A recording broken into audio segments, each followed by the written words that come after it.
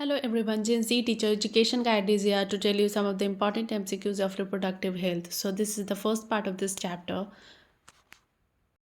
We will have two parts for each chapter of biology. So without wasting time, let's start with our very first question, which is which of the following is not a reproductive organ in the male? Testis, ovaries, vas deferens, penis. So the correct answer for this question is option B, which is ovary. Ovary, a reproductive organ in the female, not in the male. So the correct answer for this question is option B, which is ovaries. Testes, vas deferens and penis. These three are the reproductive organ in the male. Testis vas deferens और penis, ये तीनों ही जो organs हैं ये एक male के reproductive system के organs हैं. ओवरीज जो है वो एक फीमेल रिप्रोडक्टिव का पार्ट है, रिप्रोडक्टिव ऑर्गन का पार्ट है. So correct answer for this question is option B, which is ovaries. Next question is which of the following is not a reproductive organ in the female? Ovaries, vagina, prostate gland, uterus.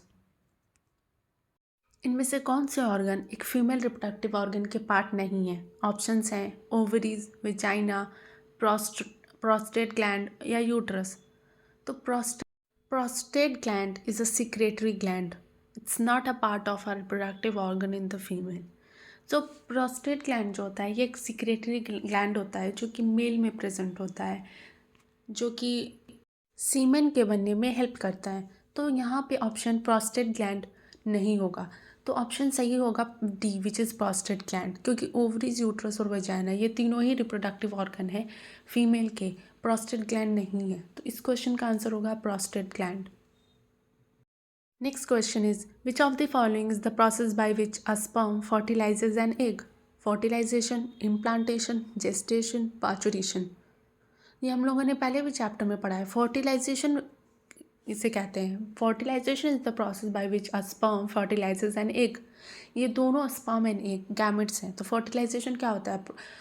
The process of fusion of two gametes to produce a zygote. तो पूछा है कि इसमें से कौन सा process है जिसमें एक स्पर्म एक एग को फर्टिलाइज करता है?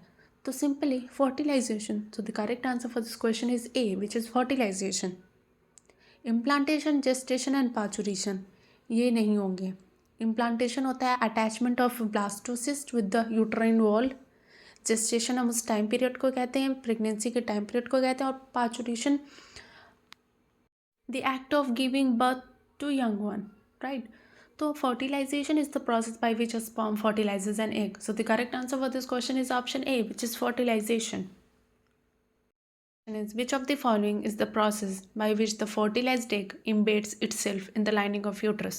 अभी हम लोगों ने पीछे क्वेश्चन में पढ़ा था जिसमें पूछा था कि फ्यूजन ऑफ गैमेट्स के प्रोसेस को क्या कहते हैं. यहाँ दिया है कि जिससे एक एग एम्बेड होता है, यूजुअली एक ब्लास्टोसिस्ट जो होता है वो एक एम्बेड होता है. तो उस प्रोसेस को हम लोग इम्प्लांटेशन कहते हैं. यूट्राइन वॉल से जब ब्लास्टोसिस्ट अटैच करता है तो उसके पूरे प्रोसेस को हम लोग इम्प्लांटेशन कहते हैं. तो इस क्वेश्चन का आंसर बी होगा, जो कि है इम्प्लांटेशन. फर्टिलाइजेशन हम लोगों ने पीछे क्वेश्चन में डिस्कस किया, पाचुरेशन भी देखा, जेस्टेशन भी देखा, इम्प्लांटेशन भी देखा.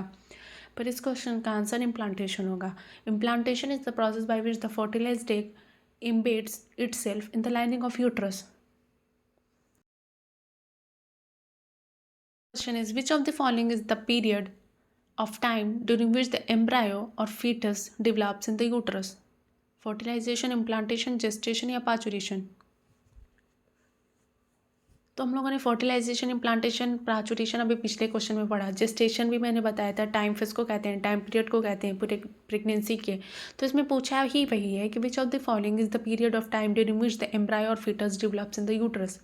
जो जितने दिन के लिए फीटस या एम्ब्रायो यूट्रस में डेवलपमेंट उसकी होती है, उस पूरे टाइम फेज को क्या कहते हैं? जेस्टेशन कहते हैं.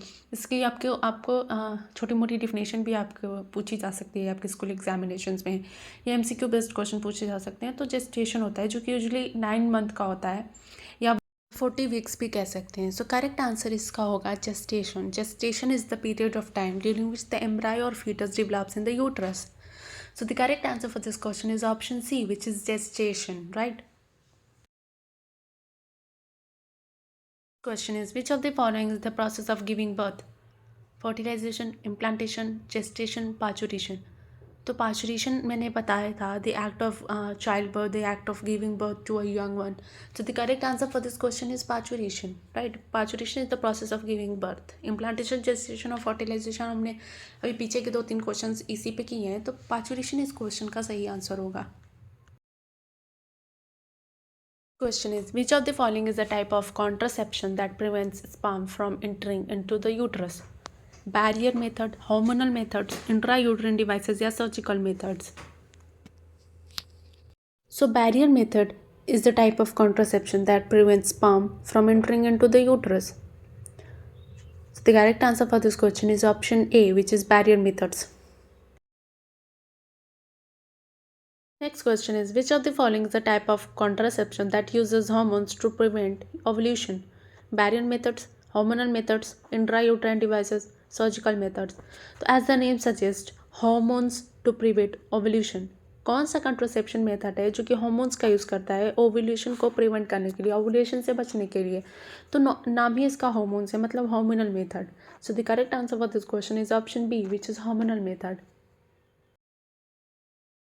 Question is, which of the following is a type of contraception that is placed inside the uterus to prevent pregnancy? Barrier methods, hormonal methods, intrauterine devices या surgical methods?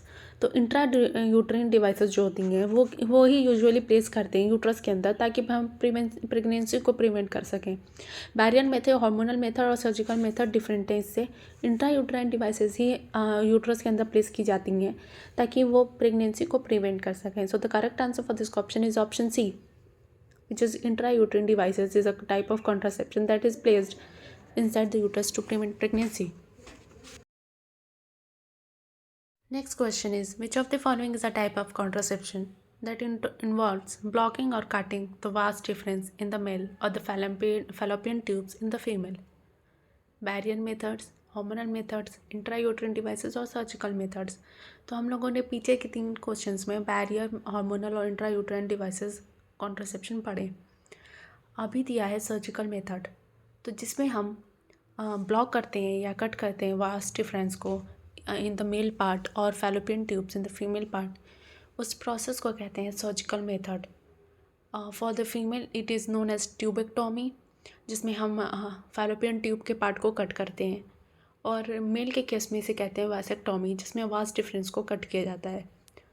So the correct answer for this question is option D, which is surgical method is a type of contraception that involves blocking or cutting the vas deferens in the male or the fallopian tubes in the female. So the correct answer for this question is option D, which is surgical methods. तो ये था हम लोग के इस chapter का last question. अब इसके एक और पार्ट आना बाकी है. मैंने और भी अपने चैनल पे और भी वीडियोस अपलोड कर रखी हैं बायोलॉजी क्लास 12 के चैप्टर्स के. एनसीईआरटी बेस्ड एमसीक्यूज़ हैं, बहुत ही इंपॉर्टेंट है. आप नीट, सीयूटी, बोर्ड्स या फिर कोई भी एंट्रेंस एग्जामिनेशन की प्रिपरेशन कर रहे हो वो ज़रूर हेल्प करेंगे. So please go and check them out. And if you find my video helpful, then do like, share and subscribe my channel for more videos like this. Thank you.